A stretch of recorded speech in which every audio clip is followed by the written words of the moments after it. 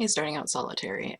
It is week 248, and we're talking about making your practice your job or your profession or whatever. Now, I would say majority don't really get into a professional aspect with their spirituality, but there's a good chunk who do. Um, be it tarot reading or selling crystals or selling herbs or handmade soaps or candles or whatever. Um, if you're selling a product of some sort or some activity, such as the tarot reading, then that is part of your practice that you are monetizing. So I myself, and though I'm in the transition of kind of changing this up a bit, I do sell tarot readings on Etsy. I rarely do it. I rarely get any purchases since I've had Julian. It's just, it is what it is. And I plan on changing shit up because it's just bleh.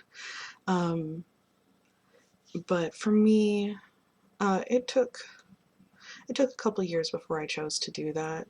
I wanted to make sure I was comfortable doing it, that it wouldn't um,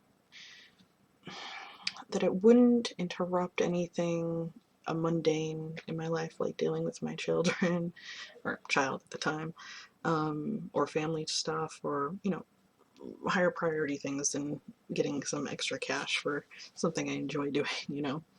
Um, and also that I wasn't just equating my practice into financial ends. It's like, so like I have put on there like extra herbs that I might have that I had no need for, such as a shit ton of lavender, which I still have a bunch of, um, extra bath salts I made for myself that I didn't need anymore, um, obviously unused, but most of it was just tarot readings, so, and I could do it as I wanted to on my own schedule pretty much.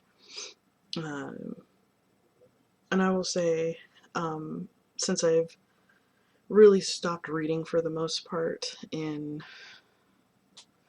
a professional way, for like I said, for the most part, I have noticed there's less of like a stress associated with it when I'm dealing with my own spiritual stuff personally.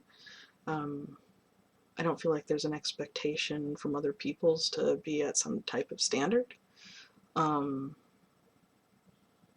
I do pull cards for people sometimes, and a lot of times it's not even paid stuff. It's just to keep my skills up. um, but I feel if you find that you're focusing the profession part of your spirituality, like tarot reading, because that's just what I know best. Um,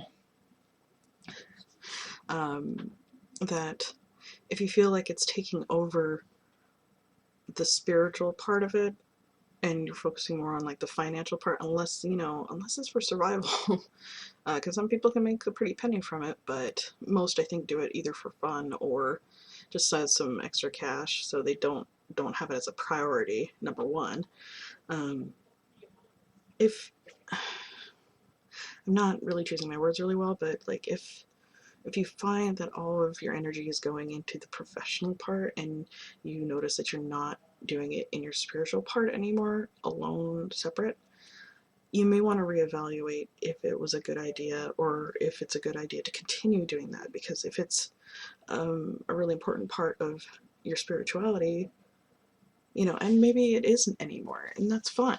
But it's definitely something to think about in choosing to monetize something you do on a spiritual level, because it could screw up a lot of crap, and you want to keep your spirituality chill, and like it can be intense at times, but like you don't want to add shit to it that you don't need to if you don't want to.